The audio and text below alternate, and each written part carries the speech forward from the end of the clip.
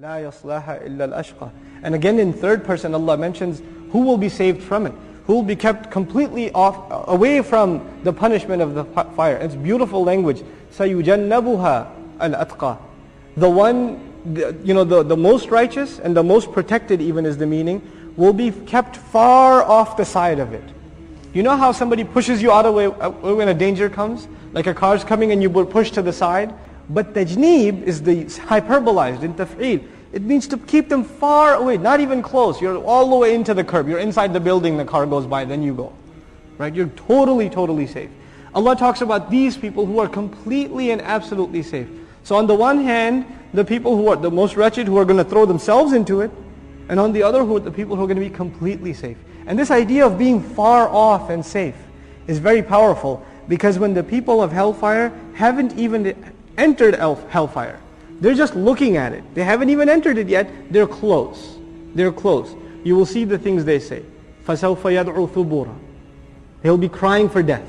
He'll just be crying for death because he's in proximity of hell. Not because he's in hell, because he's in proximity of it. So it is Allah's gift. So He says He'll keep you far away from it. So this tajneeb, that يُجَنَّبُهَا الْأَتْقَى, this is an incredible gift of Allah. And then Allah finally concludes with, how is he going to reach this point where he can be saved? الَّذِي يُؤْتِي مَالَهُ يَتَزَكَّى وَمَا لِأَحَدٍ عِنْدَهُ مِنْ نِعْمَةٍ تُجْزَى. So we learn from the beginning to end, one of the most recurring themes of this surah is wealth. Wealth, wealth, wealth. In the beginning, istighna was for wealth. In the beginning, a'ta was for wealth. A'ta wattaqa. In the beginning we found وَمَا يُغْنِي عَنْهُ مَالُهُ, that mal came up again. Then at the end, الَّذِي يُؤْتِي مَالَهُ يَتَزَكَّى. Again, wealth, wealth, wealth. So we're going to learn in this surah, what in the previous surah Allah told us, the one who cleansed it has been successful. And in this surah Allah is going to teach us, subhanahu wa ta'ala, if you want to clean yourself up, it has a lot to do with your attitude towards your wealth. It has a lot to do with how you think about your money, how you think about your house, how you think about the things you own. And if you think about them in a corrupt way, and by the way, a disclaimer, there's nothing wrong with owning wealth. There's nothing wrong with owning wealth. There is something wrong with having wealth not just enter your pocket, but enter into your heart. That's the problem, right? People can have all the wealth in the world, so long as it's not in their heart. Allah Azza wa Jal, when He talks about the worst kinds of people, and He doesn't just say they have money. He says they love money. They love, and where's love? It's in the heart. وَإِنَّهُ لِحُبِّ الْخَيْرِ لَشَدِيدٌ. Right? So, and He loves it so much, He's always counting it. Right? He's always compiling it and counting it. الَّذِي جَمَعَ مَالًا وَعَدَّدَ. You're obsessed with something you love. That's what you do. So this attitude is what's the center, really the central theme of this surah, and hence we understand the word sa'i in a new light. Sa'i means to make an effort, and we'll talk about that in more detail again once we go ayah by ayah. But what does sa'i mean? To make an effort. People are making an effort in two directions. Either you want to get wealthy here, or you want to get wealthy over there. Now there is a way you can get wealthy in both.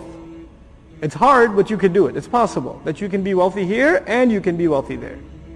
But understand that when you concern yourself with worldly assets, in your heart, they become the priority. You're thinking about them more than you're thinking about the assets, your savings up there.